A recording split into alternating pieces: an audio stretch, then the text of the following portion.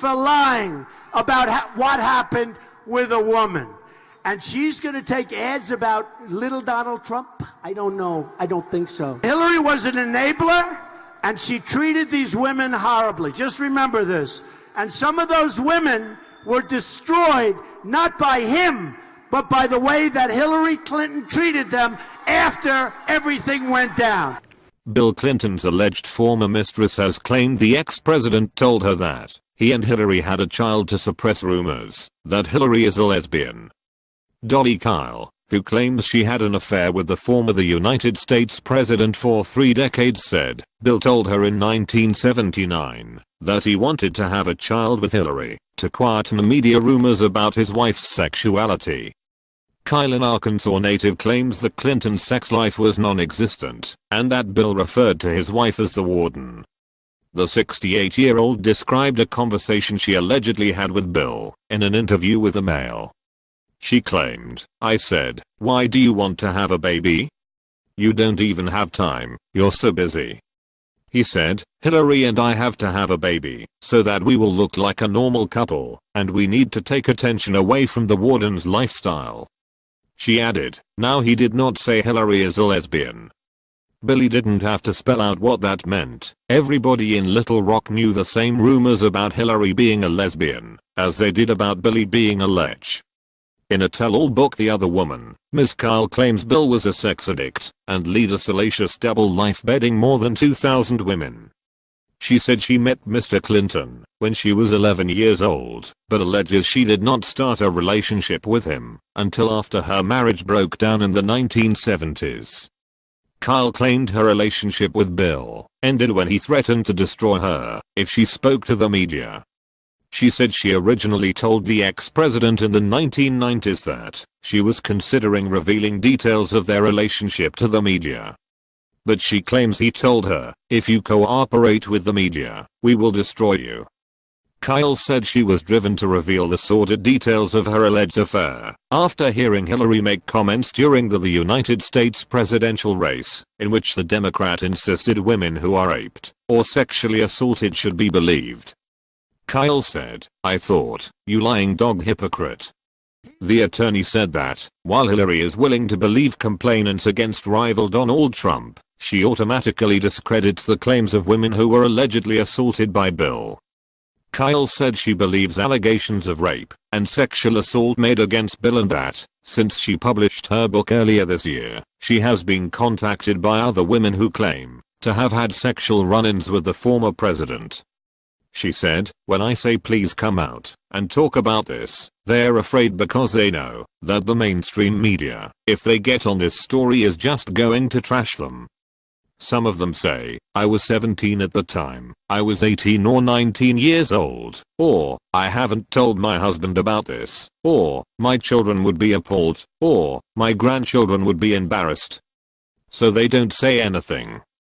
Bill greeted his lover Dolly formally with an extended hand while she checked out this mystery woman accompanying him. I couldn't imagine why Billy would haul such a person in the plane with him in public. She was wearing a misshapen brown dress-like thing that must have been intended to hide her lumpy body. The garment was long, but stopped too soon to hide her fat ankles and her thick calves covered with black hair. Thick brown sandals did nothing to conceal her wide feet and the hair on her toes. Dolly was embarrassed that she was staring. Hillary's eyes glared at her from behind Coke bottle-thick lenses with an air of real hostility. Her thick eyebrows melded together, stretching across her forehead. In that moment I noticed that the woman emitted an overpowering odor of perspiration and greasy hair. I hoped that I wouldn't gag when she got in the car. Finally the introduction. "Dolly, this is Hillary." "Hillary, Dolly." I was stunned, Dolly recalled, thinking it was some kind of a sick joke, a woman in a hideous disguise. Dolly extended her hand, but Hillary only glared and nodded. Dolly claims that Hillary did try to destroy her. There appears to be no limit to what Hillary will do to destroy her perceived enemies. In her speeches and on her website, without giving any evidence of what she has done, Hillary states that she has been fighting for women for over 40 years. She is confused again. She has been attacking women for over 40 years. Thank you. Then Podesta gets bad legal news. It's happening. A new legal development promises to expose the inside scoop on one top Democrat supporters' business associations with a pro-Putin Russian group. Conservative watchdog group Judicial Watch has sued the Department of State for the records of the Podesta Group, whose chairman, Tony Podesta, resigned in light of special counsel Robert Mueller's investigation.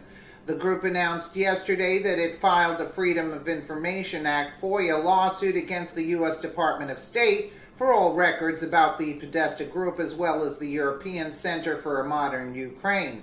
Both of these groups have connections to the recent indictment of Paul Manafort by special counsel Robert Mueller. The lawsuit emerged after the State Department failed to respond to an earlier FOIA request on September 13th of 2017. Various records show as the communications between employees of the State Department as well as those of the Podesta Group were requested but not provided. Mueller's special counsel operations seem more interested in the alleged foreign ties of the Trump team rather than Hillary Clinton's associates. Instead, stated Judicial Watch President Tom Fitton, Judicial Watch aims to figure out the truth of what exactly the Podesta Group was doing with the Obama State Department. Podesta has been tied to the Clintons and Paul Manafort is tied to the Trump team. We want to know if there was any disparate treatment of Team Trump versus Team Clinton by Robert Mueller, whose investigation is suspicious given its partisan nature, added Mr. Fitton. From Judicial Watch is suing the State Department to find out the truth about what the Podesta Group was up to with the Obama State Department. Let's take a quick listen, and I agree. And if it wasn't for Tom Fitton here, I mean, really? Hi, Judicial Watch President Tom Fitton here with breaking news about a new Judicial Watch lawsuit against the State Department for records about the Podesta Group. You may recall the Podesta Group has been tied to Paul Manafort, who was indicted by Robert Mueller's special counsel investigation. Yet Podesta has been tied to the Clintons, and of course Paul Manafort is tied to the Trump team. We want to know if there was any disparate treatment of Team Trump versus Team Clinton by Robert Mueller, whose investigation is suspicious given its partisan nature. Judicial Watch is suing the State Department to find out the truth about what the Podesta Group was up to with the Obama State Department. Absolutely. Absolutely. I mean, if it wasn't for him, where's our legal system? The Podesta Group had a strong lobbying presence in Washington, D.C. before the scandal. The Podesta Group is run by brothers Tony and John Podesta, the latter of which was Hillary Clinton's campaign manager in the 2016 presidential election. John Podesta was also victim to a hack that saw thousands of his emails distributed by WikiLeaks. Robert Mueller's investigation has been looking into the group as it may have violated the Foreign Agents Registration Act FARA for not disclosing the work it did on behalf of a Ukrainian-based think tank whose policies were undoubtedly pro-Putin, according to the Washington Examiner. The entanglement with the special counsel's investigation has damaged the firm's reputation to such an extent that it's now on the verge of shutting down. CNN reported that Podesta Group's chief executive, Kimberly Fritz, said that the firm would cease to exist at the end of the year and that employees were asked to clear out their desks, possibly not getting paid beyond November 15th.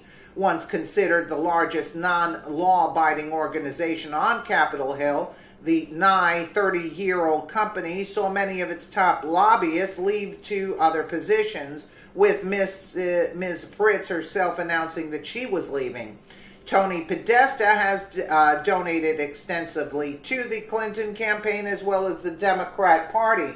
In July of 2016, he raised $268,000 for the Clinton campaign as well as donated $34,000 to the Hillary Victory Fund. Mr. Podesta donated $33,400 to the DNC last year. Hopefully, Judicial Watch will succeed in finding out just how supposedly impartial Mueller's investigation has really been, along with any wrongdoings this Clinton supporter may have committed. I mean, this is what's shocking. You mean to tell me, like, Judicial Watch has to investigate this? Where are our lawmakers itself in government?